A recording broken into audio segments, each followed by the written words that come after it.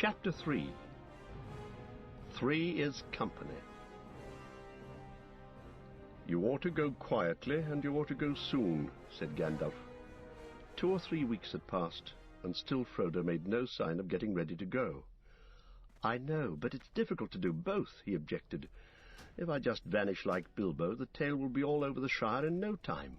"Of course you mustn't vanish," said Gandalf. "That wouldn't do at all. I said soon, not instantly.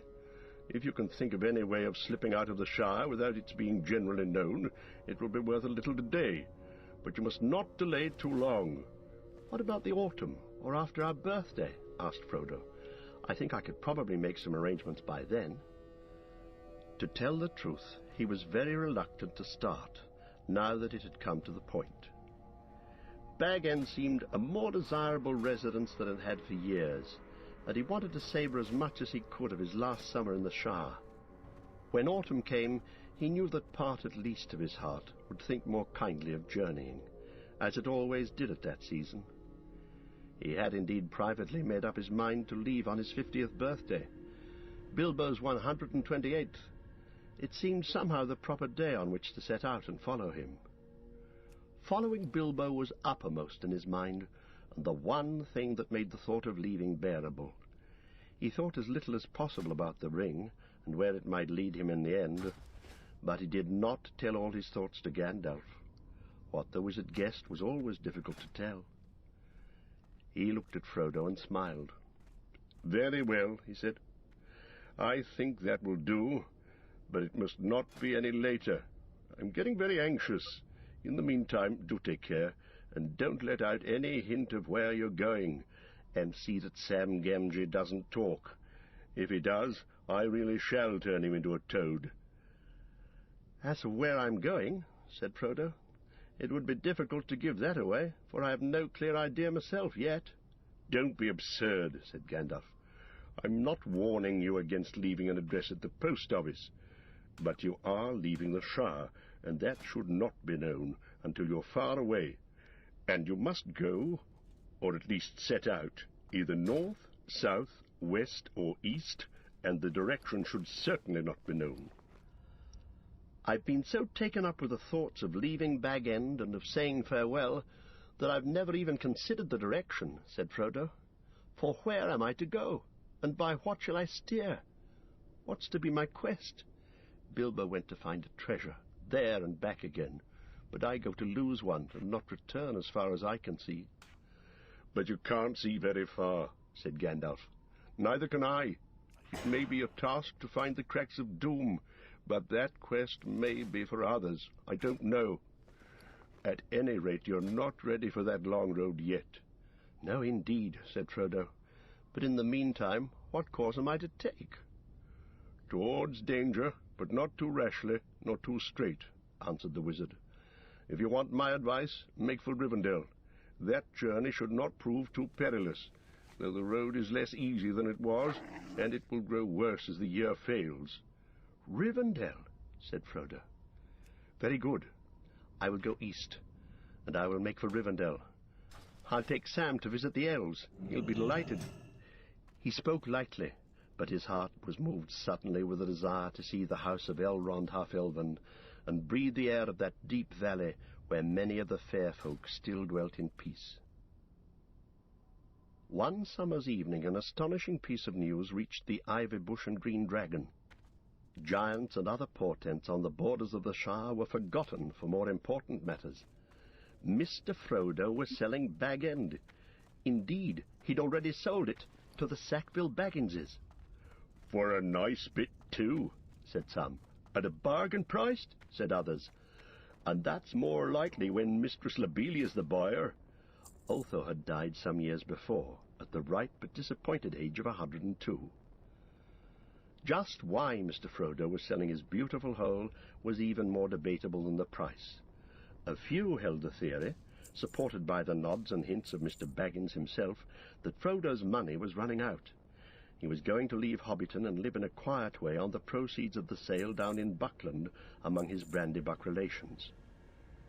"As far from the Sackville Bagginses as may be," some added. But so firmly fixed had the notion of the immeasurable wealth of the Bagginses of Bag End become that most found this hard to believe, harder than any other reason or unreason that their fancy could suggest. To most it suggested a dark and yet unrevealed plot by Gandalf. Though he kept himself very quiet and did not go about by day, it was well known that he was hiding up in the Bag End. But however a removal might fit in with the designs of his wizardry, there was no doubt about the fact. Frodo Baggins was going back to Buckland. "Yes, I shall be moving this autumn," he said. "Merry Brandybuck is looking out for a nice little hole for me, or perhaps a small house." As a matter of fact, with Merry's help, he had already chosen and bought a little house at Crick Hollow in the country beyond Bucklebury. To all but Sam, he pretended he was going to settle down there permanently. The decision to set out eastwards had suggested the idea to him, for Buckland was on the eastern borders of the Shire, and as he had lived there in childhood, his going back would at least seem credible. Gandalf stayed in the Shire for over 2 months. Then one evening, at the end of June, soon after Frodo's plan had been finally arranged, he suddenly announced that he was going off again next morning. "Only for a short while, I hope," he said. "But I'm going down beyond the southern borders to get some news, if I can. I've been idle longer than I should." He spoke lightly, but it seemed to Frodo that he looked rather worried. "Has anything happened?" he asked. "Well, no, but I've heard something that has made me anxious and needs looking into. If I think it necessary, after all, for you to get off at once, I shall come back immediately, or at least send word. In the meanwhile, stick to your plan, but be more careful than ever, especially the ring. Let me impress on you once more, don't use it." He went off at dawn. "I may be back any day," he said. "At the very latest, I shall come back for the farewell party. I think, after all, you may need my company on the road." At first, Frodo was a good deal disturbed, and wondered often what Gandalf could have heard. But his uneasiness wore off, and in the fine weather he forgot his troubles for a while. The Shire had seldom seen so fair a summer or so rich an autumn. The trees were laden with apples, honey was dripping in the combs, and the corn was tall and full. Autumn was well under way before Frodo began to worry about Gandalf again. September was passing, and there was still no news of him. The birthday and the removal drew nearer, and still he didn't come or send word. Bag End had begun to be busy. Some of Frodo's friends came to stay and help him with the packing. There was Fredegar Bolger and Folko Boffin, and of course his special friends Pippin Took and Merry Brandybuck. Between them they turned the whole place upside down. On September the 20th, 2 covered carts went off laden to Buckland, conveying the furniture and goods that Frodo had not sold to his new home by way of the Brandywine Bridge. The next day Frodo became really anxious and kept a constant lookout for Gandalf. Thursday, his birthday morning, dawned as fair and clear as it had long ago for Bilbo's great party. Still Gandalf did not appear. In the evening Frodo gave his farewell feast. It was quite small, just a dinner for himself and his 4 helpers, but he was troubled and felt in no mood for it. The thought that he would so soon have to part with his young friends weighed on his heart. He wondered how he would break it to them. The 4 younger hobbits were, however, in high spirits, and the party soon became very cheerful in spite of Gandalf's absence. The dining room was bare except for a table and chairs, but the food was good, and there was good wine. Frodo's wine had not been included in the sale to the Sackville Bagginses. "Whatever happens to the rest of my stuff, when the SBs get their claws on it, at any rate, I've found a good home for this," said Frodo as he drained his glass. It was the last drop of Old Wynyards.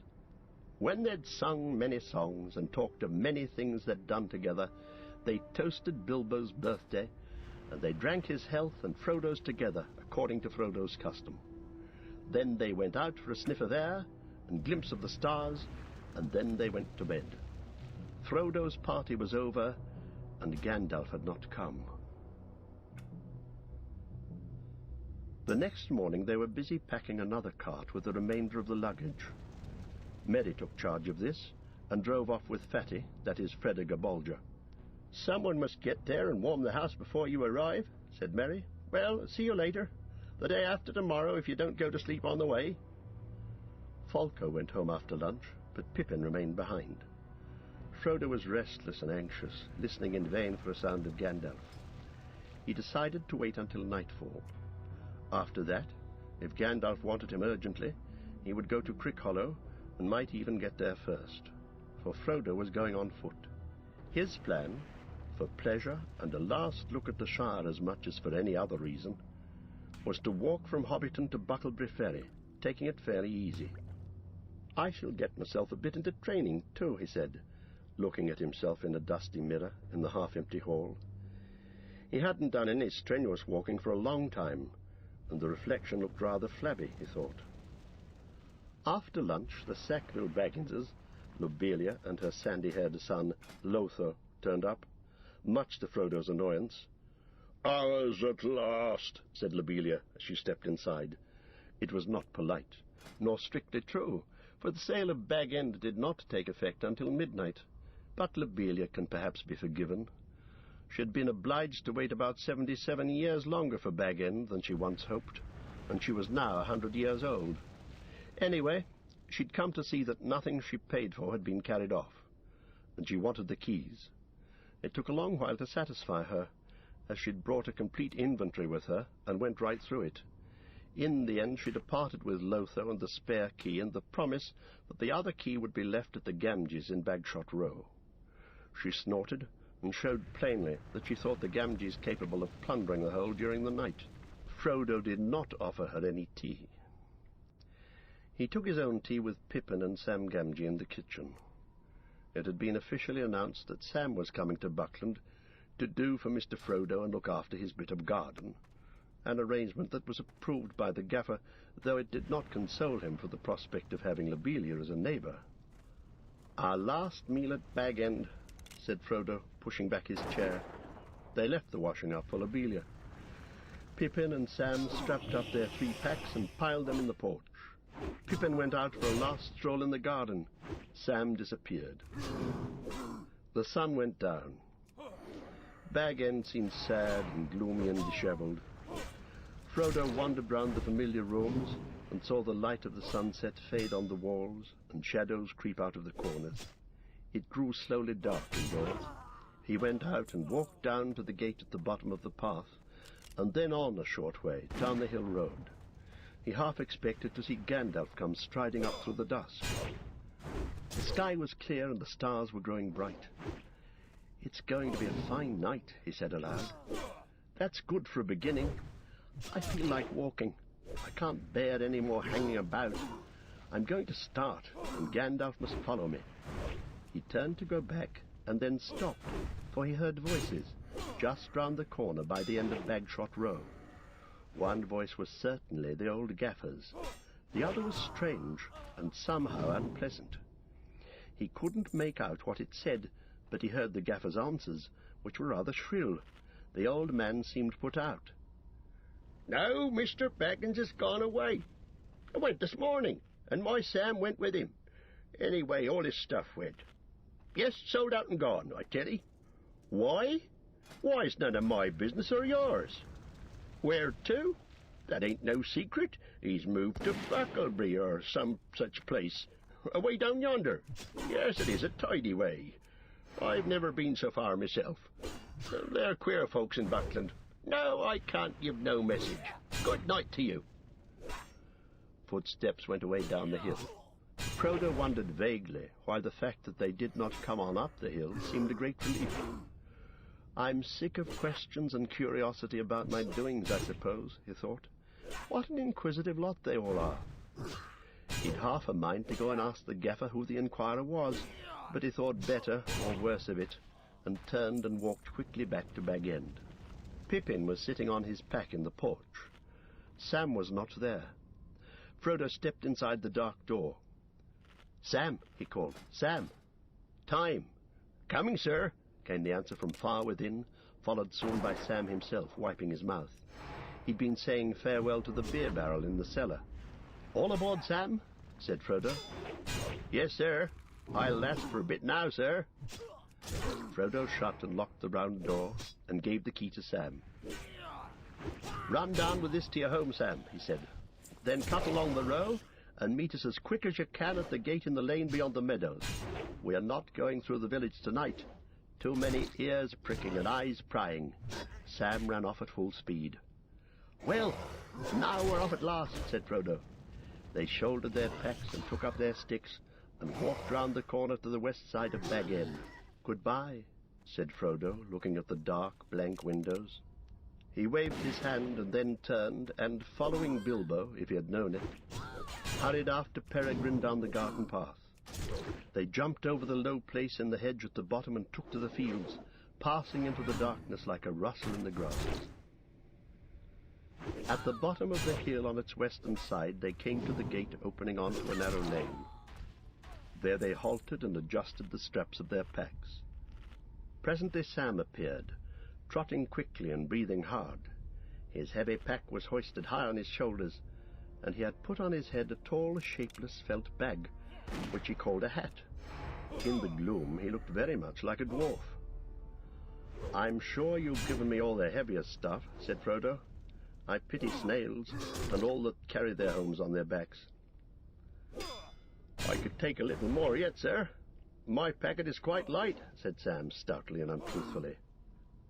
"No, you don't, Sam," said Pippin. "It's good for him.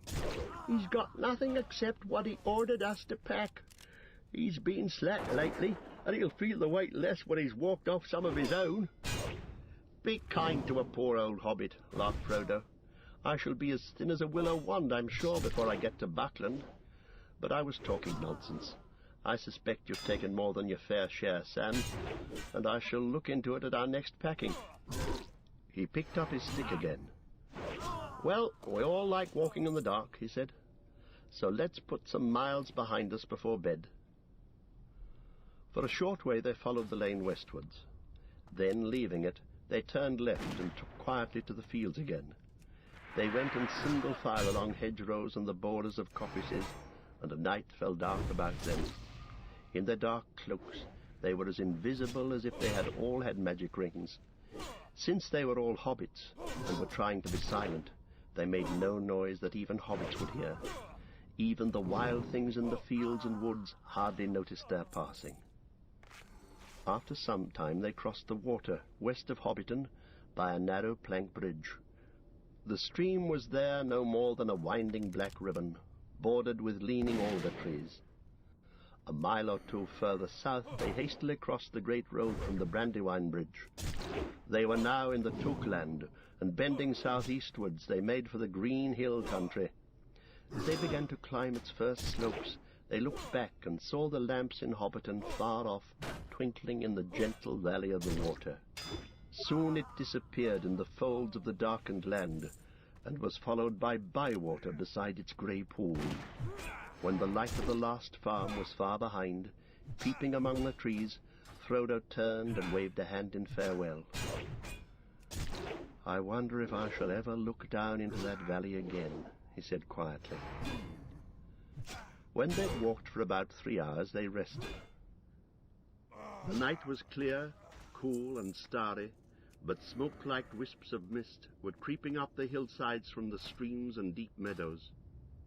Thin-clad birches, swaying in a light wind above their heads, made a black net against the pale sky. They ate a very frugal supper, for hobbits, and then went on again. Soon they struck a narrow road that went rolling up and down, fading grey into the darkness ahead, the road to Woodhall and Stock, and the Bucklebury ferry. It climbed away from the main road in the water valley, and wound over the skirts of the green hills towards Woody End, a wild corner of the East Farthing. After a while they plunged into a deeply cloven track between tall trees that rustled their dry leaves in the night. It was very dark.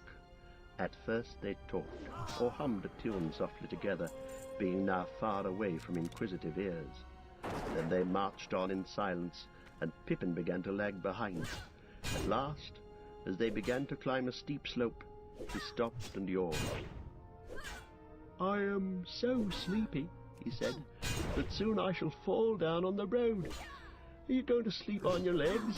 It's nearly midnight." "I thought you liked walking in the dark," said Frodo. "But there's no great hurry. Merry expects us sometime the day after tomorrow, but that leaves us nearly 2 days more.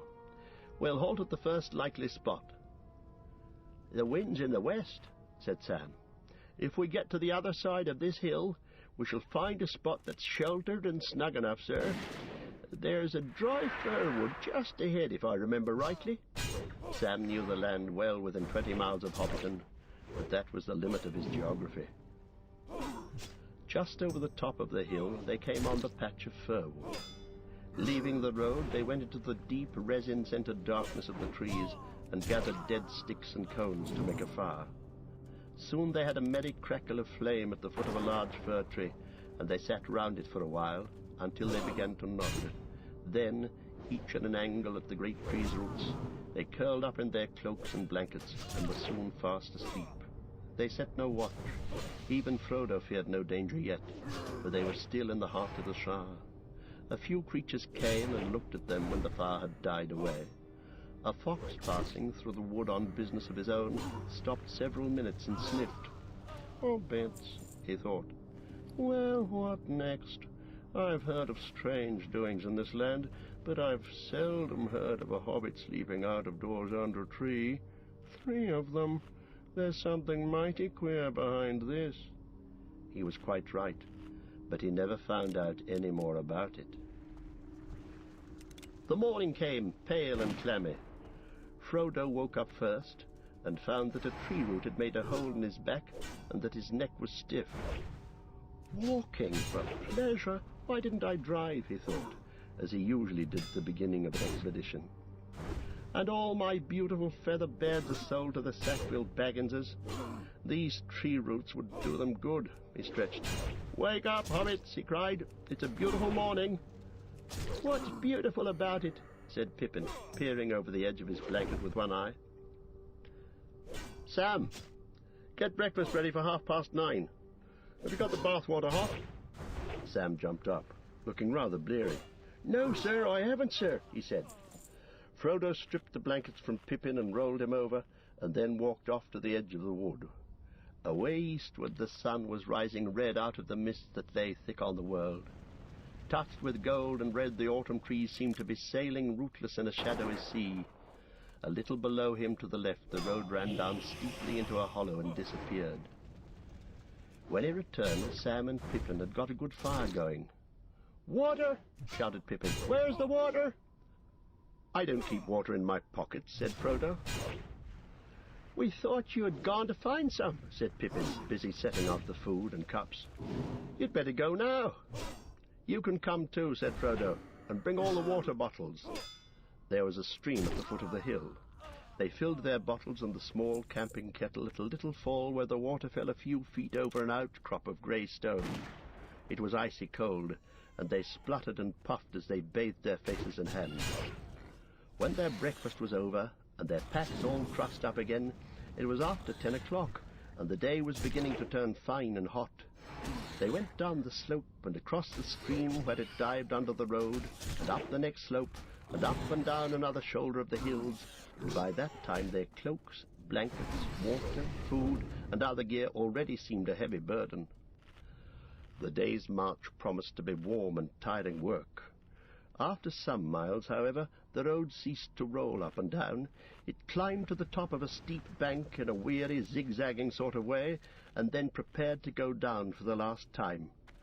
In front of them they saw the lower lands dotted with small clumps of trees that melted away in the distance to a brown woodland haze. They were looking across the woody end toward the Brandywine River. The road wound away before them like a piece of string. "The road goes on forever," said Pippin, "but I can't without a rest. It's high time for lunch." He sat down on the bank at the side of the road and looked away east into the haze, beyond which lay the river, and the end of the shire in which he had spent all his life. Sam stood by him. His round eyes were wide open, for he was looking across lands he had never seen to a new horizon. "Do elves live in those woods?" he asked. "Not that I've ever heard," said Pippin. Frodo was silent. He too was gazing eastward along the road, as if he'd never seen it before. Suddenly he spoke, aloud, but as if to himself, saying slowly, "The road goes ever on and on, down from the door where it began. Now far ahead the road is gone, and I must follow, if I can, pursuing it with weary feet, until it joins some larger way, where many paths and errands meet, and whither then I cannot say." "That sounds like a bit of old Bilbo's rhyming," said Pippin. "Or is it one of your imitations? It doesn't sound altogether encouraging." "I don't know," said Frodo. "It came to me then, as if I was making it up. But I may have heard it long ago. Certainly it reminds me very much of Bilbo in the last years, before he went away. He used often to say that there was only one road, that it was like a great river. Its springs were at every doorstep, and every path was its tributary. 'It's a dangerous business, Frodo, going out of your door,' he used to say. 'You step into the road, and if you don't keep your feet, there's no knowing where you might be swept off to. Do you realize that this is the very last path that goes through Mirkwood, and that if you let it, it might take you to the Lonely Mountain, or even further, and to worse places?' He used to say that on the path outside the front door at Bag End, especially after he'd been out for a long walk." "Well, the road won't sweep me anywhere for an hour at least," said Pippin, unslinging his pack. The others followed his example, putting their packs against the bank and their legs out into the road. After a rest they had a good lunch, and then more rest. The sun was beginning to get low, and the light of afternoon was on the land as they went down the hill. So far they'd not met a soul on the road. This way was not much used, being hardly fit for carts, and there was little traffic to the woody end. They'd been jogging along again for an hour or more when Sam stopped a moment as if listening. They were now on level ground, and the road, after much winding, lay straight ahead through grassland sprinkled with tall trees, outliers of the approaching woods. "I can hear a pony or a horse coming along the road behind," said Sam. They looked back, but the turn of the road prevented them from seeing far. "I wonder if that is Gandalf coming after us," said Frodo. But even as he said it, he had a feeling that it was not so, and a sudden desire to hide from the view of the rider came over him. "It may not matter much," he said apologetically, "but I would rather not be seen on the road by anyone. I'm sick of my doings being noticed and discussed. And if it is Gandalf," he added as an afterthought, "we can give him a little surprise, to pay him out for being so late. Let's get out of sight." The other two ran quickly to the left and down into a little hollow not far from the road. There they lay flat. Frodo hesitated for a second. Curiosity or some other feeling was struggling with his desire to hide. The sound of hoofs drew nearer. Just in time he threw himself down in a patch of long grass behind a tree that overshadowed the road. Then he lifted his head and peered cautiously above one of the great roots. Round the corner came a black horse. No hobbit pony, but a full-sized horse, and on it sat a large man who seemed to crouch in the saddle, wrapped in a great black cloak and hood, so that only his boots in the high stirrups showed below. His face was shadowed and invisible. When it reached the tree and was level with Frodo, the horse stopped. The riding figure sat quite still with its head bowed, as if listening. From inside the hood came a noise as of someone sniffing to catch an elusive scent.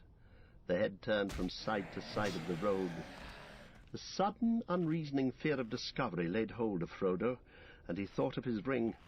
He hardly dared to breathe, and yet the desire to get it out of his pocket became so strong that he began slowly to move his hand. He felt that he had only to slip it on, and then he would be safe. The advice of Gandalf seemed absurd. Bilbo had used the ring, and I am still in the Shire, he thought, as his hand touched the chain on which it hung. At that moment the rider sat up and shook the reins. The horse stepped forward, walking slowly at first, and then breaking into a quick trot. Frodo crawled to the edge of the road and watched the rider, until he dwindled into the distance. He could not be quite sure, but it seemed to him that suddenly, before it passed out of sight, the horse turned aside and went into the trees on the right. "Well, I call that very queer, and indeed disturbing," said Frodo to himself, as he walked towards his companions. Pippin and Sam had remained flat in the grass, and had seen nothing, so Frodo described the rider and his strange behaviour. I can't say why, but I felt certain he was looking or smelling for me, and also I felt certain that I didn't want him to discover me. I've never seen or felt anything like it in the Shire before. "But what has one of the big people got to do with us?" said Pippin. "And what is he doing in this part of the world?" "There are some men about," said Frodo. "Down in the South Farthing they have had trouble with big people, I believe. But I have never heard of anything like this rider. I wonder where he comes from." "Begging your pardon," put in Sam suddenly, "I know where he comes from. It's from Hobbiton that this here Black Rider comes, unless there's more than one, and I know where he's going to." "What do you mean?" said Frodo sharply, looking at him in astonishment. "Why didn't you speak up before?" "I've only just remembered, sir. It was like this. When I got back to our hole yesterday evening with the kitty, my dad, he says to me, 'Hello, Sam,' he says. 'I thought you were away with Mr. Frodo this morning. There's been a strange customer asking for Mr. Baggins of Bag End, and he's only just gone. I've sent him on to Bucklebury. Not that I liked the sound of him. He seemed mighty put out when I told him Mr. Baggins had left his old home for good. Hissed at me, he did. It gave me quite a shudder. 'What sort of fellow was he?' says I to the gaffer. 'I don't know,' says he, 'but he wasn't a hobbit. He was tall and black-like, and he stooped over me. I reckon it was one of the big folk from foreign parts. He spoke funny.' I couldn't stay to hear more, sir, since you were waiting, and I didn't give much heed to it myself. The gaffer is getting old, and more than a bit blind, and it must have been near dark when this fellow came up the hill and found him taking the air at the end of our row. I hope he hasn't done no harm, sir, nor me." "The gaffer can't be blamed anyway," said Frodo. "As a matter of fact, I heard him talking to a stranger who seemed to be inquiring for me, and I nearly went and asked him who it was. I wish I had, or you'd told me about it before. I might have been more careful on the road." "Still, there may be no connection between this rider and the gaffer's stranger," said Pippin. "We left Hobbiton secretly enough, and I don't see how he could have followed us." "What about the smelling, sir?" said Sam. "And the gaffer said he was a black chap." "I wish I had waited for Gandalf," Frodo muttered, "but perhaps it would have only made matters worse." "Then you know or guess something about this rider?" said Pippin, who had caught the muttered words. "I don't know, and I'd rather not guess," said Frodo. "All right, Cousin Frodo, you can keep your secret for the present, if you want to be mysterious. In the meanwhile, what are we to do? I should like a bite and a sup, but somehow I think we'd better move on from here. Your talk of sniffing riders with invisible noses has unsettled me." "Yes, I think we'll move on now," said Frodo, "but not on the road, in case that rider comes back, or another follows him. We ought to do a good step more today. Buckland is still miles away." The shadows of the trees were long and thin on the grass as they started off again. They now kept a stone's throw to the left of the road, and kept out of sight of it as much as they could.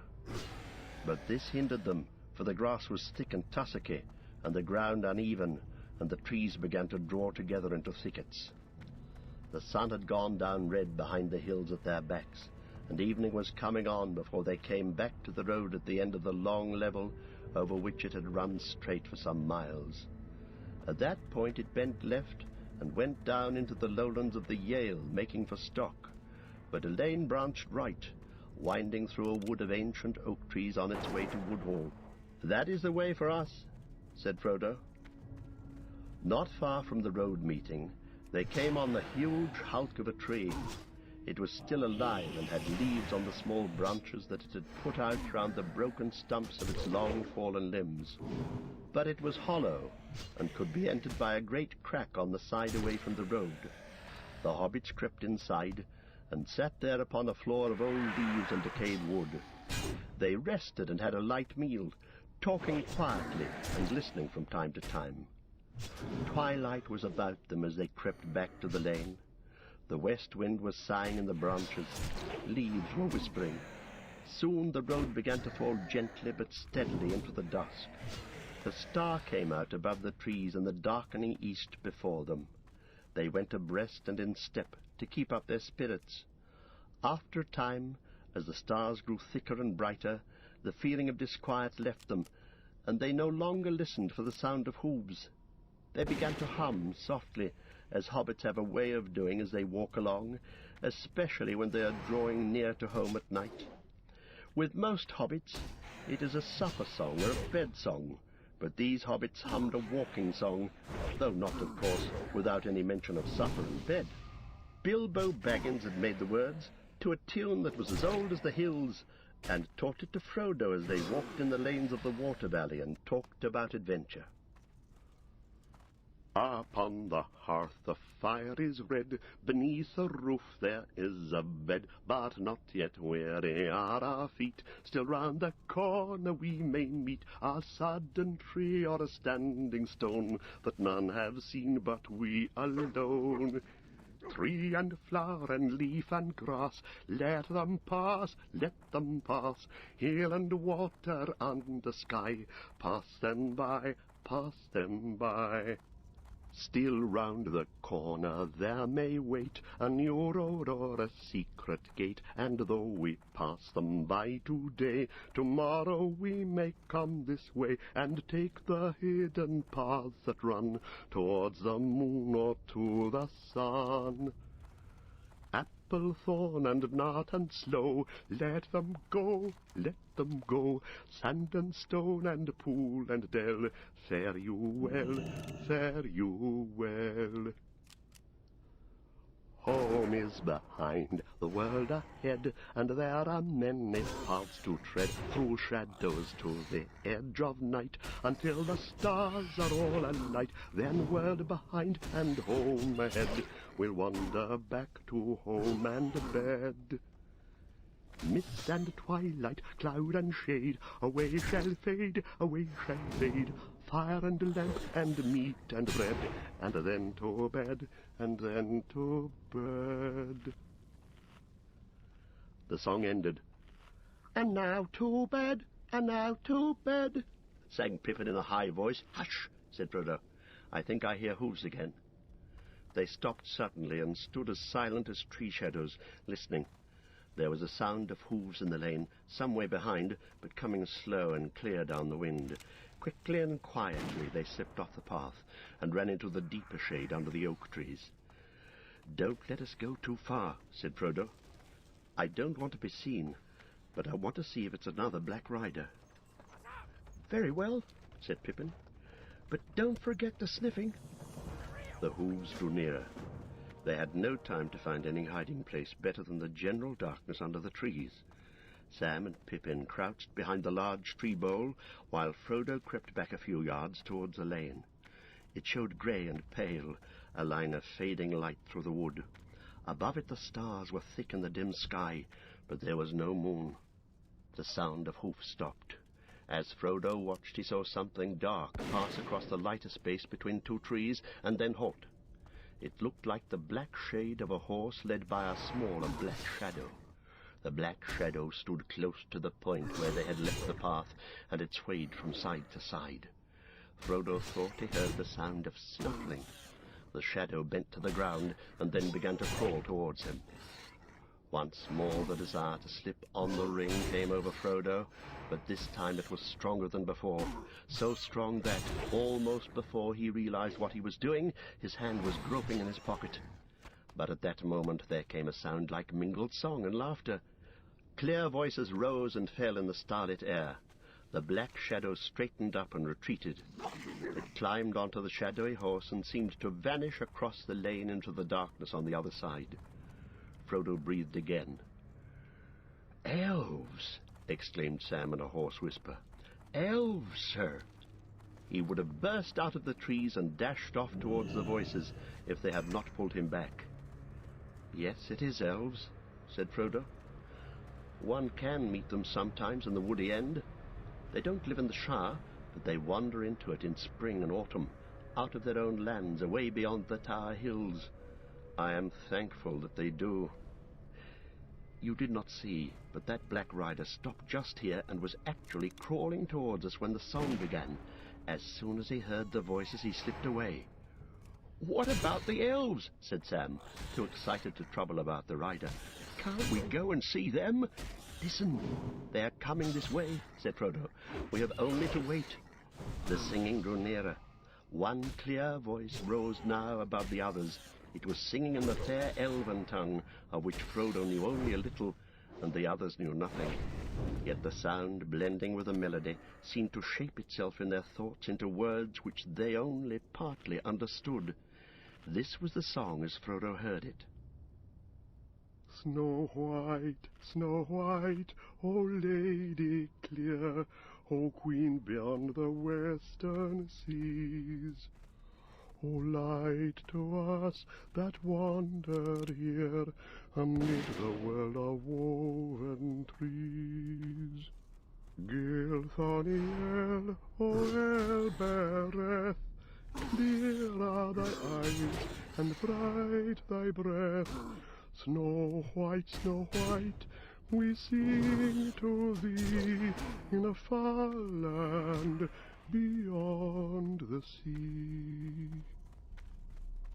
O stars that in the sunless year with shining hand by her were sown, in windy fields now bright and clear we see your silver blossom blown. O Elbereth, Gilthoniel, we still remember, we who dwell in this far land beneath the trees, thy starlight on the western seas. The song ended. "These are high elves. They spoke the name of Elbereth," said Frodo in amazement. "Few of that fairest folk are ever seen in the Shire. Not many now remain in Middle-earth, east of the Great Sea. This is indeed a strange chance." The hobbits sat in shadow by the wayside. Before long the elves came down the lane toward the valley. They passed slowly, and the hobbits could see the starlight glimmering on their hair and in their eyes. They bore no lights, yet as they walked a shimmer, like the light of the moon above the rim of the hills before it rises, seemed to fall about their feet. They were now silent, and as the last elf passed, it turned and looked towards the hobbits and laughed. "Hail, Frodo!" he cried. "You're abroad late, or are you perhaps lost?" Then he called aloud to the others, and all the company stopped and gathered round. "This is indeed wonderful," they said. "3 hobbits in a wood at night? We have not seen such a thing since Bilbo went away. What is the meaning of it?" "The meaning of it, fair people," said Frodo, "is simply that we seem to be going the same way as you are. I like walking under the stars, but I would welcome your company." "But we have no need of other company, and hobbits are so dull," they laughed. "And how do you know that we go the same way as you? For you do not know whither we are going." "And how do you know my name?" asked Frodo in return. "We know many things," they said. "We have seen you often before with Bilbo, though you may not have seen us." "Who are you, and who is your lord?" asked Frodo. "I am Gildor," answered their leader, the elf who had first hailed him. "Gildor and Glorion of the house of Finrod. We are exiles, and most of our kindred have long ago departed, and we too are now only tarrying here a while, ere we return over the great sea. But some of our kinsfolk dwell still in peace in Rivendell. Come now, Frodo, tell us what you are doing, for we see that there is some shadow of fear upon you." "Oh, wise people," interrupted Pippin eagerly, "tell us about the Black Riders." "Black Riders?" they said in low voices. Why do you ask about black riders? Because 2 black riders have overtaken us today, or one has done so twice, said Pippin. Only a little while ago he slipped away as you drew near. The elves did not answer at once, but spoke together softly in their own tongue. At length Gildor turned to the hobbits. "We will not speak of this here," he said. "We think you had best come now with us. It is not our custom, but for this time we will take you on our road, and you shall lodge with us tonight, if you will." "Oh, fair folk, this is good fortune beyond my hope," said Pippin. Sam was speechless. "I thank you indeed, Gildor and Glorian," said Frodo, bowing. "Elen sila lumen nomenti elvo." "A star shines on the hour of our meeting," he added in the high elven speech. "Be careful, friends," cried Gildor, laughing. "Speak no secrets. Here is a scholar in the ancient tongue. Bilbo was a good master. Hail, elf friend," he said, bowing to Frodo. "Come now with your friends and join our company. You had best walk in the middle, so that you may not stray. You may be weary before we halt." "Why? Where are you going?" asked Frodo. "For tonight we go to the woods on the hills above Woodhall. It is some miles, but you shall have rest at the end of it, and it will shorten your journey tomorrow." They now marched on again in silence, and passed like shadows and faint lights, for elves, even more than hobbits, could walk when they wished without sound or footfall. Pippin soon began to feel sleepy, and staggered once or twice, but each time a tall elf at his side put out his arm and saved him from a fall. Sam walked along at Frodo's side, as if in a dream, with an expression on his face half of fear and half of astonished joy. The woods on either side became denser. The trees were now younger and thicker, and as the lane went lower, running down into a fold of the hills, there were many deep breaks of hazel on the rising slopes at either hand. At last the elves turned aside from the path. A green ride lay almost unseen through the thickets on the right, and this they followed as it wound away back up the wooded slopes onto the top of a shoulder of the hills that stood out into the lower land of the river valley. Suddenly they came out of the shadows of the trees, and before them lay a wide space of grass, grey under the night. On 3 sides the woods pressed upon it, but eastward the ground fell steeply, and the tops of the dark trees, growing at the bottom of the slope, were below their feet. Beyond, the lowlands lay dim and flat under the stars. Nearer at hand, a few lights twinkled in the village of Woodhall. The elves sat on the grass and spoke together in soft voices. They seemed to take no further notice of the hobbits. Frodo and his companions wrapped themselves in cloaks and blankets, and drowsiness stole over them. The night grew on, and the lights in the valley went out. Pippin fell asleep, pillowed on a green hillock. Away high in the east swung Remirath, the netted stars, and slowly above the mists red Borgil rose, glowing like a jewel of fire. Then by some shift of airs all the mist was drawn away like a veil, and there leaned up, as he climbed over the rim of the world, the swordsman of the sky, Menelvagor, with his shining belt. The elves all burst into song. Suddenly under the trees a fire sprang up with a red light. "Come!" the elves called to the hobbits. "Come! Now is the time for speech and merriment." Pippin sat up and rubbed his eyes. He shivered. "There is a fire in the hall, and food for hungry guests," said an elf standing before him. At the south end of the green sward there was an opening. There the green floor ran on into the wood, and formed a wide space like a hall, roofed by the boughs of trees. Their great trunks ran like pillars down each side. In the middle there was a wood fire blazing, and upon the tree pillars torches with lights of gold and silver were burning steadily. The elves sat round the fire upon the grass, or upon the sawn rings of old trunks. Some went to and fro bearing cups and pouring drink. Others brought food on heaped plates and dishes. "This is poor fare," they said to the hobbits, "for we are lodging in the greenwood far from our halls. If ever you are our guests at home, we will treat you better." "It seems to me good enough for a birthday party," said Frodo. Pippin afterwards recalled little of either food or drink, for his mind was filled with a light upon the elf faces, and the sound of voices so various and so beautiful that he felt in a waking dream. But he remembered that there was bread, surpassing the savour of a fair white loaf to one who is starving, and fruits sweet as wild berries and richer than the tended fruits of gardens. He drained a cup that was filled with a fragrant draught, cool as a clear fountain, golden as a summer afternoon. Sam could never describe in words, nor picture clearly to himself, what he felt or thought that night, though it remained in his memory as one of the chief events of his life.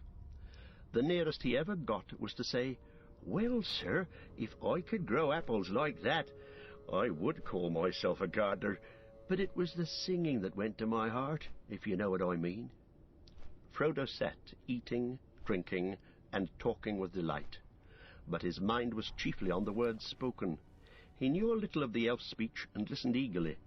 Now and again he spoke to those that served him and thanked them in their own language. They smiled at him and said, laughing, "Here is a jewel among hobbits." After a while Pippin fell fast asleep, and was lifted up and borne away to a bower under the trees. There he was laid upon a soft bed, and slept the rest of the night away. Sam refused to leave his master. When Pippin had gone, he came and sat curled up at Frodo's feet, but at last he nodded and closed his eyes. Frodo remained long awake, talking with Gildor. They spoke of many things, old and new, and Frodo questioned Gildor about happenings in the wide world outside the Shire. The tidings were mostly sad and ominous, of gathering darkness, the wars of men, and the flight of the elves. At last Frodo asked the question that was nearest to his heart. "Tell me, Gildor, have you ever seen Bilbo since he left us?" Gildor smiled. "Yes," he answered, "twice. He said farewell to us on this very spot, but I saw him once again, far from here." He would say no more about Bilbo, and Frodo fell silent. "You do not ask me or tell me much that concerns yourself, Frodo," said Gildor, "but I already know a little, and I can read more in your face and in the thought behind your questions. You are leaving the Shire, and yet you doubt that you will find what you seek, or accomplish what you intend, or that you will ever return. Is not that so?" "It is," said Frodo, "but I thought my going was a secret known only to Gandalf and my faithful Sam." He looked down at Sam, who was snoring gently. "The secret will not reach the enemy from us," said Gildor. "The enemy?" said Frodo. "Then you know why I'm leaving the Shire?" "I do not know for what reason the enemy is pursuing you," answered Gildor, "but I perceive that he is, strange indeed, though that seems to me. And I warn you that peril is now both before you and behind you, and upon either side." "You mean the Riders? I fear that they were servants of the enemy. What are the Black Riders?" "Has Gandalf told you nothing?" "Nothing about such creatures." "Then I think it is not for me to say more, lest terror should keep you from your journey. For it seems to me that you have set out only just in time, if indeed you are in time. You must now make haste, and neither stay nor turn back, for the Shire is no longer any protection to you." "I can't imagine what information could be more terrifying than your hints and warnings," exclaimed Frodo. "I knew that danger lay ahead, of course, but I didn't expect to meet it in our own Shire. Can't a hobbit walk from the water to the river in peace?" "But it is not your own Shire," said Gildor. "Others dwelt here before hobbits were, and others will dwell here again when hobbits are no more. The wide world is all about you. You can fence yourselves in, but you cannot forever fence it out." "I know, and yet it's always seemed so safe and familiar. What can I do now? My plan was to leave the Shire secretly and make my way to Rivendell, but now my footsteps are dogged before ever I get to Buckland." "I think you should still follow that plan," said Gildor. I do not think the road will prove too hard for your courage, but if you desire clearer counsel, you should ask Gandalf. I do not know the reason for your flight, and therefore I do not know by what means your pursuers will assail you. These things Gandalf must know. I suppose that you will see him before you leave the Shire? I hope so, but that's another thing that makes me anxious. I've been expecting Gandalf for many days. He was to have come to Hobbiton at the latest 2 nights ago, but he's never appeared. Now I'm wondering what can have happened. Should I wait for him? Gildor was silent for a moment. I do not like this news, he said at last. That Gandalf should be late does not bode well, but it is said, do not meddle in the affairs of wizards, for they are subtle and quick to anger. The choice is yours, to go or wait. And it is also said, answered Frodo, go not to the elves for counsel, for they will say both no and yes. Is it indeed? Laughed Gildor. Elves seldom give unguarded advice, for advice is a dangerous gift, even from the wise to the wise, and all courses may run ill. But what would you? You have not told me all concerning yourself, and how then shall I choose better than you? But if you demand advice, I will for friendship's sake give it. I think you should now go at once, without delay, and if Gandalf does not come before you set out, then I also advise this, do not go alone. Take such friends as are trusty and willing.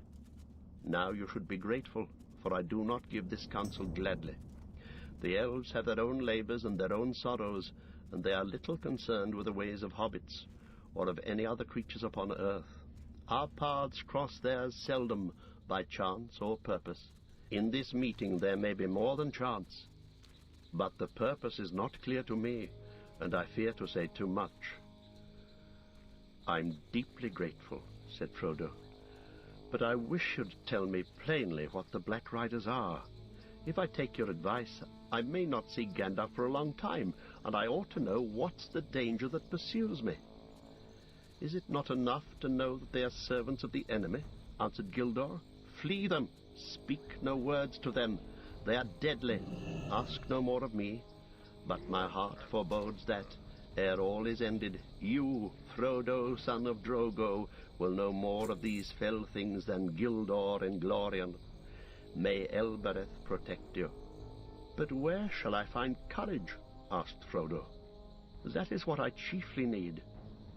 Courage is found in unlikely places, said Gildor. Be of good hope. Sleep now. In the morning we shall have gone, but we will send our messages through the lands. The wandering companies shall know of your journey, and those that have power for good shall be on the watch. I name you Elf-friend, and may the stars shine upon the end of your road. Seldom have we had such delight in strangers, and it is fair to hear words of the ancient speech from the lips of other wanderers in the world.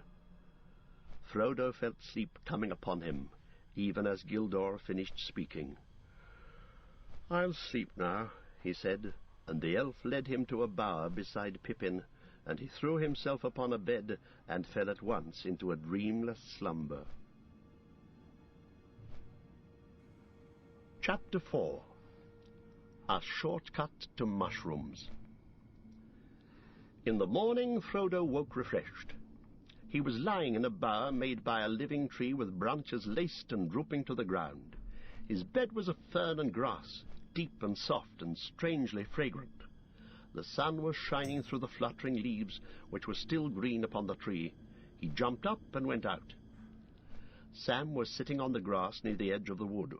Pippin was standing studying the sky and weather. There was no sign of the elves. "They have left us fruit and drink and bread," said Pippin.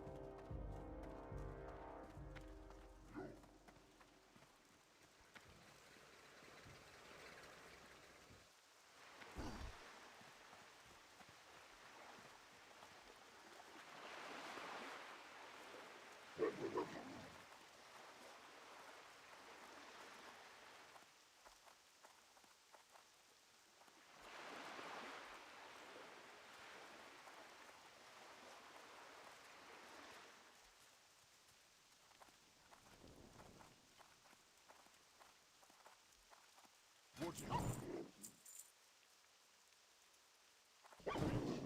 never dull.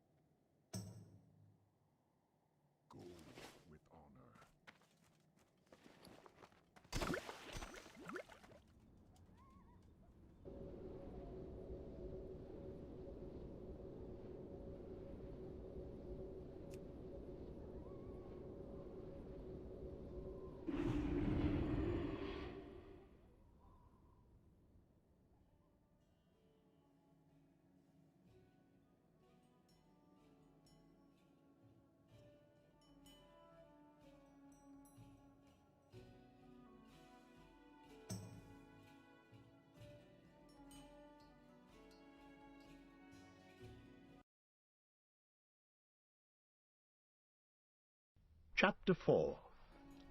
A Shortcut to Mushrooms. In the morning, Frodo woke refreshed. He was lying in a bower made by a living tree with branches laced and drooping to the ground. His bed was of fern and grass, deep and soft and strangely fragrant. The sun was shining through the fluttering leaves, which were still green upon the tree. He jumped up and went out. Sam was sitting on the grass near the edge of the wood. Pippin was standing studying the sky and weather. There was no sign of the elves. "They have left us fruit and drink and bread," said Pippin. "Come and have your breakfast. The bread tastes almost as good as it did last night. I didn't want to leave you any, but Sam insisted." Frodo sat down beside Sam and began to eat. "What is the plan for today?" asked Pippin. "To walk to Battleby as quickly as possible," answered Frodo, and gave his attention to the food. "Do you think we shall see anything of those riders?" asked Pippin cheerfully. Under the morning sun, the prospect of seeing a whole troop of them didn't seem very alarming to him. "Yes, probably," said Frodo, not liking the reminder, "but I hope to get across the river without their seeing us." "Did you find out anything about them from Gildor?" "Not much, only hints and riddles," said Frodo evasively. "Did you ask about the sniffing?" "We didn't discuss it," said Frodo with his mouth full. "You should have. I'm sure it's very important." "In that case, I'm sure Gildor would have refused to explain it," said Frodo sharply. "And now leave me in peace for a bit. I don't want to answer a string of questions while I'm eating. I want to think." "Good heavens," said Pippin. "At breakfast?" He walked away towards the edge of the green. From Frodo's mind the bright morning, treacherously bright, he thought, had not banished the fear of pursuit, and he pondered the words of Gildor. The merry voice of Pippin came to him. He was running on the green turf and singing. "No, I could not," he said to himself. "It is one thing to take my young friends walking over the Shire with me until we are hungry and weary, and food and bed are sweet. To take them into exile, where hunger and weariness may have no cure, is quite another, even if they are willing to come. The inheritance is mine alone. I don't think I ought even to take Sam." He looked at Sam Gamgee and discovered that Sam was watching him. "Well, Sam," he said, "what about it? I'm leaving the Shire as soon as ever I can. In fact, I've made up my mind now not even to wait a day at Crickhollow, if it can be helped." "Very good, sir." "You still mean to come with me?" "I do." "It's going to be very dangerous, Sam. It's already dangerous. Most likely neither of us will come back." What can I help you? "If you don't come back, sir, then I shan't, that's certain," said Sam. "Don't you leave him," they said to me. "Leave him," I said. "I never mean to. I'm going to stay with him if he climbs to the moon, and if any of those black riders try to stop him, they'll have Sam Gamgee to reckon with," I said. They laughed. "Who are they? And what are you talking about?" "The elves, sir. We had some talk last night, and they seemed to know you were going away, so I didn't see the use of denying it. Wonderful folk, elves, sir, wonderful." "They are," said Frodo. "Do you like them still, now you have had a closer view?" "They seem a bit above my likes and dislikes, so to speak," answered Sam slowly. "It don't seem to matter what I think about them. They are quite different from what I expected. So old and young, and so gay and sad, as it were." Frodo looked at Sam, rather startled, half expecting to see some outward sign of the odd change that seemed to have come over him. It didn't sound like the voice of the old Sam Gamgee that he thought he knew, but it looked like the old Sam Gamgee sitting there, except that his face was unusually thoughtful. "Do you feel any need to leave the Shire now that your wish to see them has come true already?" he asked. "Yes, sir. I don't know how to say it, but after last night I feel different. I seem to see ahead in a kind of way.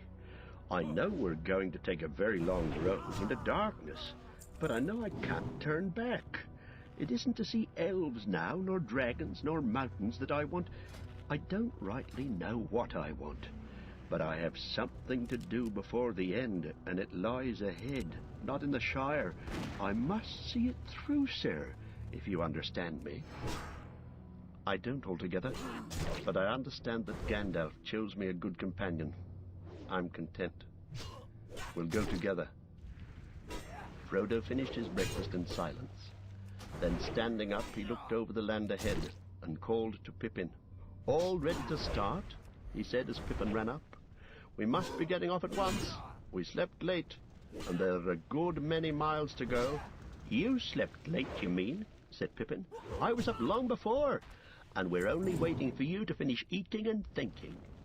"I've finished both now, and I'm going to make for Bucklebury Ferry as quickly as possible. I'm not going out of the way, back to the road we left last night. I'm going to cut straight across country from here." "Then you are going to fly," said Pippin. "You won't cut straight on foot anywhere in this country." "We can cut straighter than the road anyway," answered Frodo.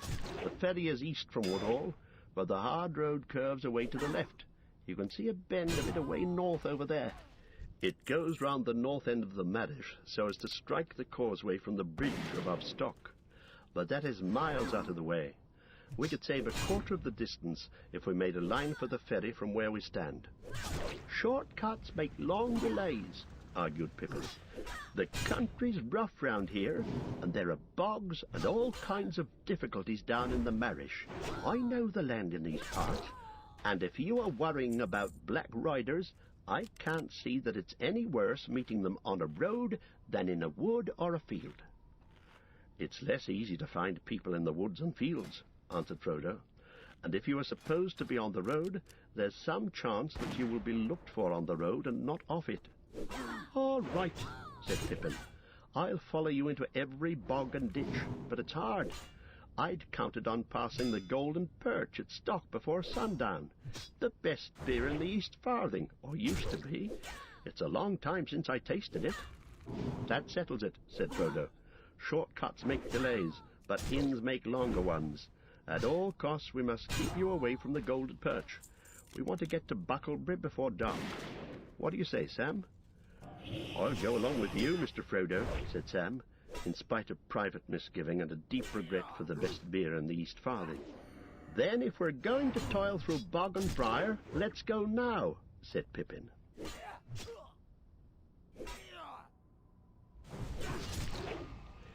It was already nearly as hot as it had been the day before, but clouds were beginning to come up from the west. It looked likely to turn to rain. The hobbits scrambled down a steep green bank and plunged into the thick trees below. Their course had been chosen to leave Woodhall to their left, and to cut slanting through the woods that clustered along the eastern side of the hill until they reached the flats beyond. Then they could make straight for the ferry over country that was open, except for a few ditches and fences. Frodo reckoned they had 18 miles to go in a straight line.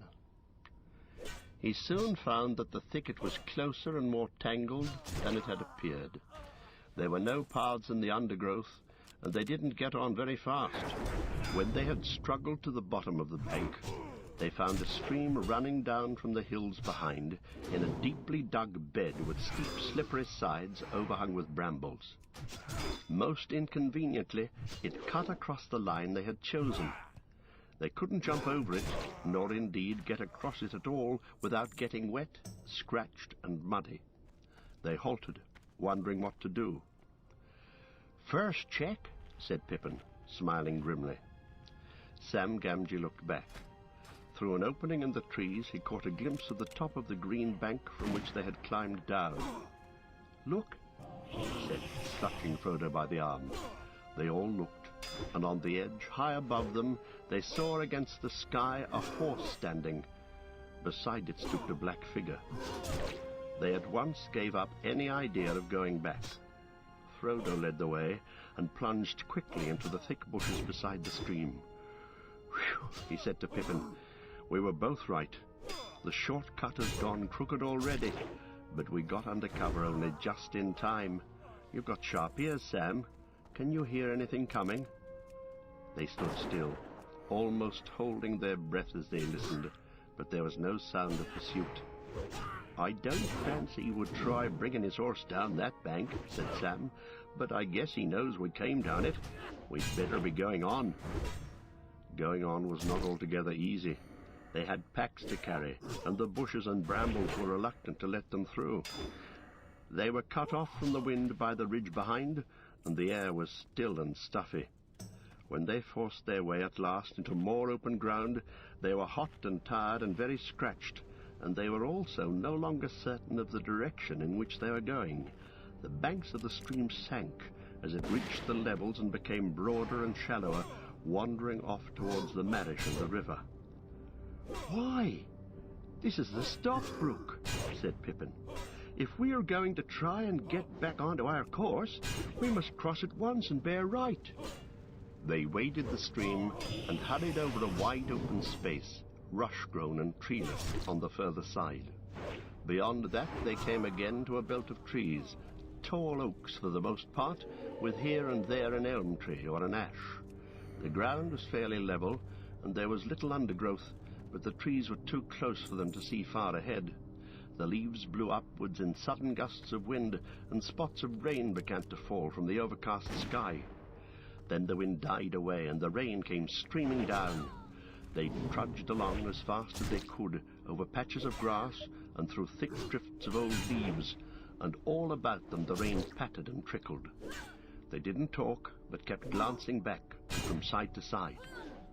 After half an hour, Pippin said, "I hope we haven't turned too much toward the south and are not walking longwise through this wood. It's not a very broad belt. I should have said no more than a mile at the widest, and we ought to have been through it by now." "It's no good our starting to go in zigzags," said Frodo. "That won't mend matters.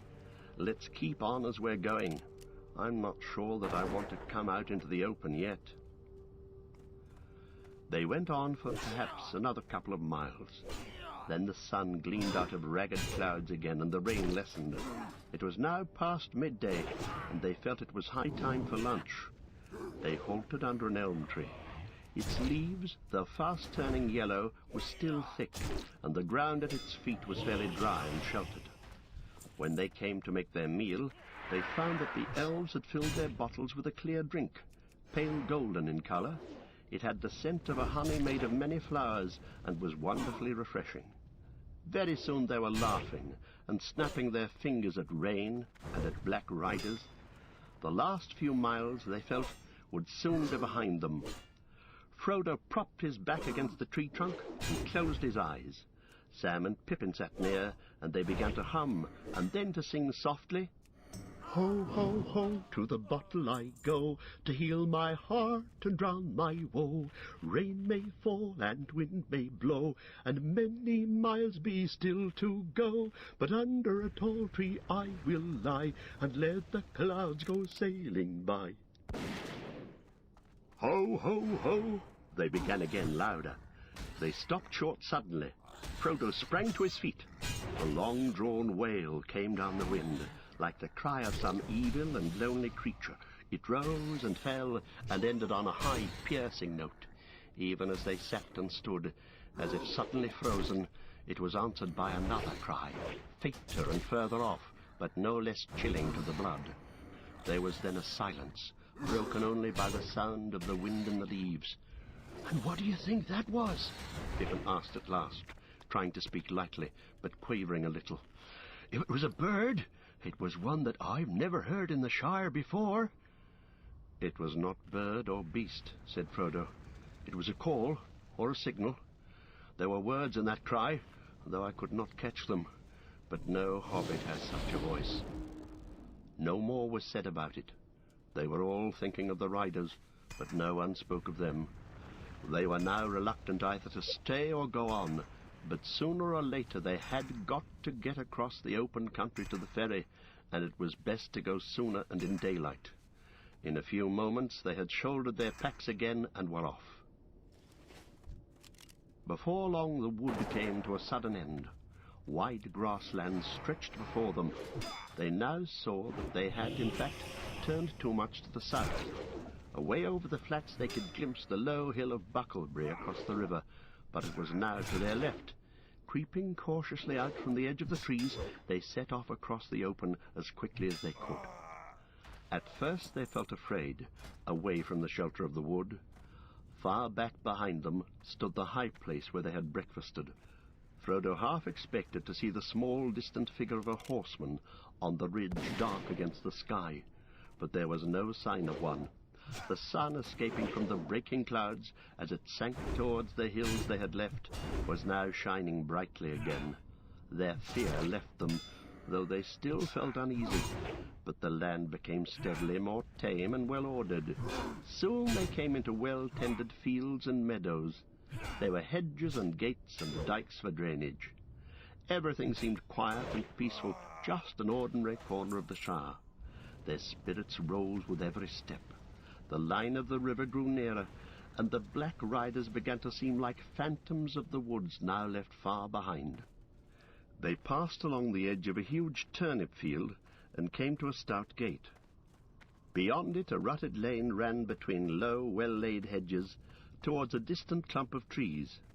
Pippin stopped. "I know these fields and this gate," he said. "This is Bamfurlong, old Farmer Maggot's land. That's his farm, away there in the trees." "One trouble after another," said Frodo, looking nearly as much alarmed as if Pippin had declared the lane was the slot leading to a dragon's den. The others looked at him in surprise. "What's wrong with old Maggot?" asked Pippin. "He's a good friend to all the Brandybucks. Of course he's a terror to trespassers, and keeps ferocious dogs, but after all, folk down here and near the border have to be more on their guard." "I know," said Frodo, "but all the same," he added with a shamefaced laugh, "I'm terrified of him and his dogs. I've avoided his farm for years and years. He caught me several times trespassing after mushrooms when I was a youngster at Brandy Hall. On the last occasion he beat me, and then took me and showed me to his dogs. 'See, lads,' he said, 'next time this young varmint sets foot on my land, you can eat him. Now see him off.' They chased me all the way to the ferry. I've never got over the fright, though I dare say the beasts knew their business and wouldn't really have touched me." Pippin laughed. "Well, it's time you made it up, especially if you're coming back to live in Buckland. Old Maggot is really a stout fellow, if you leave his mushrooms alone. Let's get into the lane, and then we shan't be trespassing. If we meet him, I'll do the talking. He's a friend of Mary's, and I used to come here with him a good deal at one time." They went along the lane until they saw the thatched roofs of a large house and farm buildings peeping out among the trees ahead. The Maggots and the Puddyfoots of stock and most of the inhabitants of the Marish were house-dwellers, and his farm was stoutly built of brick and had a high wall all around it. There was a wide wooden gate opening out of the wall into the lane. Suddenly, as they drew nearer, a terrific baying and barking broke out, and a loud voice was heard shouting, "Grip! Fang! Wolf! Come on, lads!" Frodo and Sam stopped dead, but Pippin walked on a few paces. The gate opened, and 3 huge dogs came pelting out into the lane and dashed towards the travellers, barking fiercely. They took no notice of Pippin, but Sam shrank against the wall, while 2 wolvish-looking dogs sniffed at him suspiciously and snarled if he moved. The largest and most ferocious of the 3 halted in front of Frodo, bristling and growling. Through the gate there now appeared a broad, thick-set hobbit with a round red face. "Hallo, hallo, and who may you be, and what may you be wanting?" he asked. "Good afternoon, Mr. Maggot," said Pippin. The farmer looked at him closely. "Well, if it isn't Master Pippin, Mr. Peregrine Took, I should say," he cried, changing from a scowl to a grin. "It's a long time since I saw you round here. It's lucky for you that I know you. I was just going out to set my dogs on any strangers. There are some funny things going on today. Of course, we do get queer folk wandering in these parts at times, too near the river," he said, shaking his head. "But this fellow was the most outlandish I've ever set eyes on. He won't cross my land without leave a second time, not if I can stop him. "What fellow do you mean?" asked Pippin. "Then you haven't seen him?" said the farmer. "He went up the lane toward the causeway not a long while back. He was a funny customer and asking funny questions. But perhaps you'll come along inside and we'll pass the news more comfortable. I've a drop of good ale on tap, if you and your friends are willing, Mr. Took." It seemed plain that the farmer would tell them more if allowed to do it in his own time and fashion, so they all accepted the invitation. "What about the dogs?" asked Frodo anxiously. The farmer laughed. "They won't harm you, not unless I tell them to. Here, Grip. Fan, heel," he cried. "Heel, Wolf." To the relief of Frodo and Sam, the dogs walked away and let them go free. Pippin introduced the other two to the farmer. "Mr. Frodo Baggins," he said. "You may not remember him, but he used to live at Brandy Hall." At the name Baggins, the farmer started and gave Frodo a sharp glance. For a moment Frodo thought that the memory of stolen mushrooms had been aroused, and that the dogs would be told to see him off. But Farmer Maggot took him by the arm. "Well, if that isn't queerer than ever!" he exclaimed. "Mr. Baggins, is it? Come inside. We must have a talk." They went into the farmer's kitchen and sat by the wide fireplace. Mrs. Maggot brought out beer in a huge jug and filled 4 large mugs. It was a good brew, and Pippin found himself more than compensated for missing the golden perch. Sam sipped his beer suspiciously. He had a natural mistrust of the inhabitants of other parts of the Shire, and also he was not disposed to be quick friends with anyone who had beaten his master, however long ago. After a few remarks about the weather and the agricultural prospects, which were no worse than usual, Farmer Maggot put down his mug and looked at them all in turn. "Now, Mr. Peregrine," he said, "where might you be coming from, and where might you be going to? Were you coming to visit me? For if so, you'd gone past my gate without my seeing you." "Well, no," answered Pippin. "To tell you the truth, since you've guessed it, we got into the lane from the other end. We'd come over your fields, but that was quite by accident. We lost our way in the woods, back near Woodhall, trying to take a shortcut to the ferry." "If you were in a hurry, the road would have served you better," said the farmer. "But I wasn't worrying about that. You have leave to walk over my land, if you have a mind, Mr. Peregrine. And you, Mr. Baggins, though I dare say you still like mushrooms." He laughed. "Ah, yes, I recognise the name. I recollect the time when young Frodo Baggins was one of the worst young rascals of Buckland. But it wasn't mushrooms I was thinking of. I had just heard the name Baggins before you turned up. What do you think that funny customer asked me?" They waited anxiously for him to go on.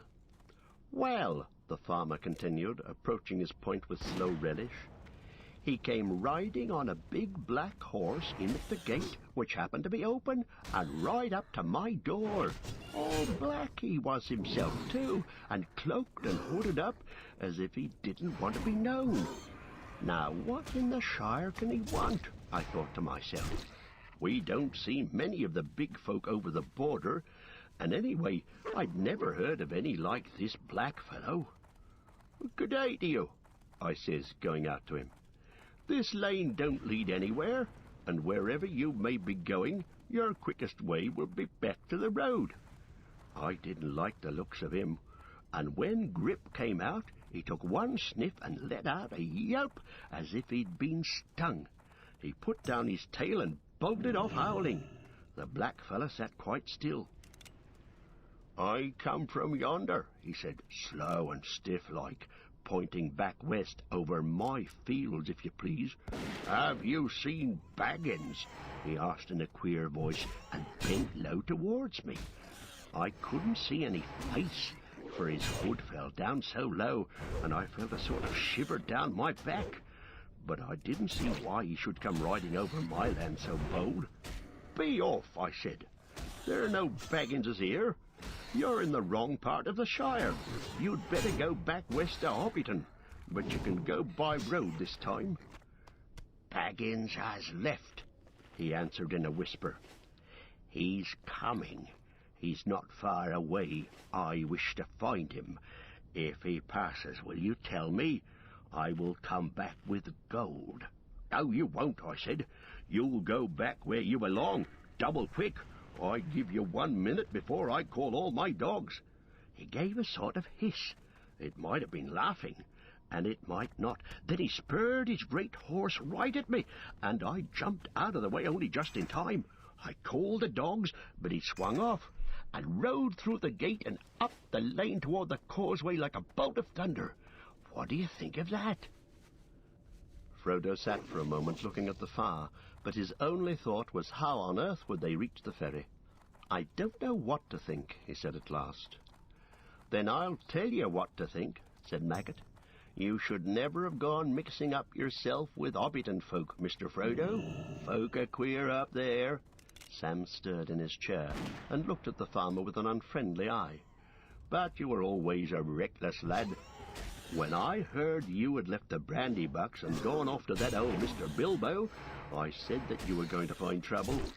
Mark my words, there's all comes of those strange doings of Mr. Bilbo's. His money was got in some strange fashion in foreign parts, they say. Maybe there's some that want to know what has become of the gold and jewels that he buried in the hill of Hobbiton, as I hear. Frodo said nothing. The shrewd guesses of the farmer were rather disconcerting.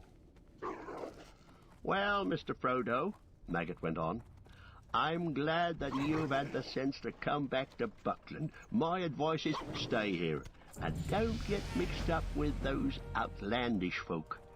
You'll have friends in these parts. If any of these blackfellas come after you again, I'll deal with them. I'll say you're dead, or have left the Shire, or anything you like. And that might be true enough, for as like as not, it's old Mr. Bilbo they want news of.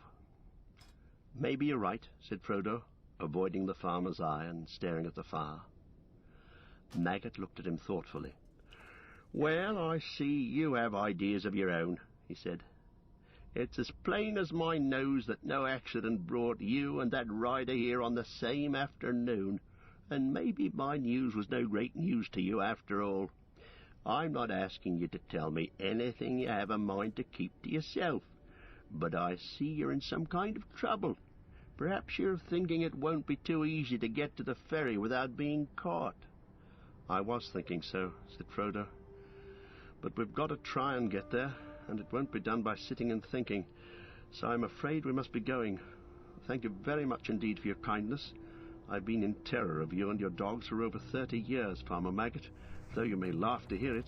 It's a pity, for I've missed a good friend, and now I'm sorry to leave so soon. But I'll come back, perhaps, one day, if I get a chance. You'll be welcome when you come, said Maggot. But now I've a notion. It's near sundown already, and we're going to have our supper, for we mostly go to bed soon after the sun. If you and Mr. Peregrine and all could stay and have a bite with us, we would be pleased. And so should we, said Frodo. But we must be going at once, I'm afraid. Even now it will be dark before we can reach the ferry. Ah, but wait a minute. I was going to say, after a bit of supper, I'll get out a small wagon and I'll drive you all to the ferry. That will save you a good step, and it might also save you trouble of another sort. Frodo now accepted the invitation gratefully, to the relief of Pippin and Sam. The sun was already behind the western hills, and the light was failing. 2 of Maggot's sons and his 3 daughters came in, and a generous supper was laid on the large table. The kitchen was lit with candles, and the fire was mended. Mrs. Maggot bustled in and out. 1 or 2 other hobbits belonging to the farm household came in. In a short while, 14 sat down to eat. There was beer in plenty, and a mighty dish of mushrooms and bacon, besides much other solid farmhouse fare. The dogs lay by the fire and gnawed rinds and cracked bones. When they'd finished, the farmer and his sons went out with a lantern and got the wagon ready. It was dark in the yard when the guests came out. They threw their packs on board and climbed in. The farmer sat in the driving seat, and whipped up his 2 stout ponies. His wife stood in the light of the open door. "You be careful of yourself, Maggot," she called. "Don't go arguing with any foreigners, and come straight back." "I will," said he, and drove out of the gate. There was now no breath of wind stirring. The night was still and quiet, and a chill was in the air. They went without lights and took it slowly. After a mile or 2, the lane came to an end, crossing a deep dyke and climbing a short slope up onto the high-banked causeway. Maggot got down and took a good look either way, north and south, but nothing could be seen in the darkness, and there was not a sound in the still air. Thin strands of river mist were hanging above the dykes and crawling over the fields. "It's going to be thick," said Maggot, "but I'll not light my lanterns till I turn for home. We'll hear anything on the road long before we meet it tonight." It was 5 miles or more from Maggot's Lane to the ferry. The hobbits wrapped themselves up, but their ears were strained for any sound above the creak of the wheels and the slow clop of the ponies' hoofs. The wagon seemed slower than a snail to Frodo. Beside him Pippin was nodding toward sleep, but Sam was staring forwards into the rising fog. They reached the entrance to the ferry lane at last. It was marked by 2 tall white posts that suddenly loomed up on their right. Farmer Maggot drew in his ponies, and the wagon creaked to a halt. They were just beginning to scramble out when suddenly they heard what they had all been dreading: hoofs on the road ahead. The sound was coming towards them. Maggot jumped down and stood holding the ponies' heads and peering forward into the gloom. Clip-clop, clip-clop came the approaching rider. The fall of the hoofs sounded loud in the still, foggy air. "You'd better be hidden, Mr. Frodo," said Sam anxiously. "You get down in the wagon and cover up with blankets, and we'll send this rider to the right-abouts." He climbed out and went to the farmer's side. Black riders would have to ride over him to get near the wagon. Clip-clop, clip-clop. The rider was nearly on them. "Hello there!" cried Farmer Maggot. The advancing hoofs stopped short. They thought they could dimly guess a dark, cloaked shape in the mist, a yard or 2 ahead. "Now then," said the farmer, throwing the reins to Sam and striding forward. "Don't you come a step nearer. What do you want, and where are you going?" "I want Mr. Baggins. Have you seen him?" said a muffled voice. But the voice was the voice of Merry Brandybuck. A dark lantern was uncovered, and its light fell on the astonished face of the farmer. "Mr. Merry!" he cried. "Yes, of course. Who did you think it was?" said Merry, coming forward. As he came out of the mist and their fears subsided, he seemed suddenly to diminish to ordinary hobbit size. He was riding a pony, and a scarf was swathed round his neck and over his chin to keep out the fog. Frodo sprang out of the wagon to greet him. "So there you are at last," said Merry. "I was beginning to wonder if you'd turn up at all today, and I was just going back to supper. When it grew foggy, I came across and rode up towards Stock to see if you'd fallen in any ditches. But I'm blessed if I know which way you've come. Where did you find them, Mr. Maggot? In your duck pond?" "No, I caught them trespassing," said the farmer, "and nearly set my dogs on 'em.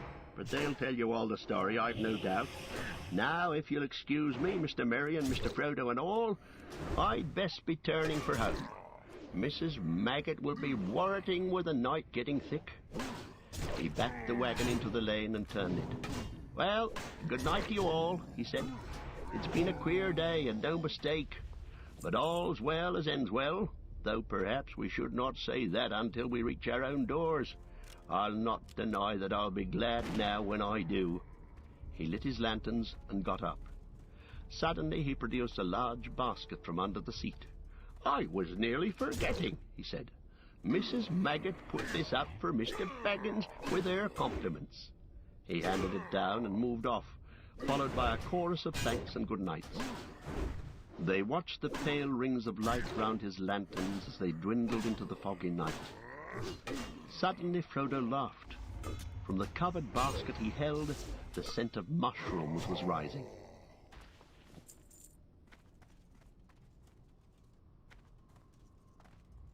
Chapter 5. A Conspiracy Unmasked. "Now we'd better get home ourselves," said Mary. "There's something funny about all this, I see, but it must wait till we get in." They turned down the ferry lane, which was straight and well kept, and edged with large whitewashed stones. In 100 yards or so it brought them to the river bank, where there was a broad wooden landing stage. A large flat ferryboat was moored beside it. The white bollards near the water's edge glimmered in the light of 2 lamps on high posts.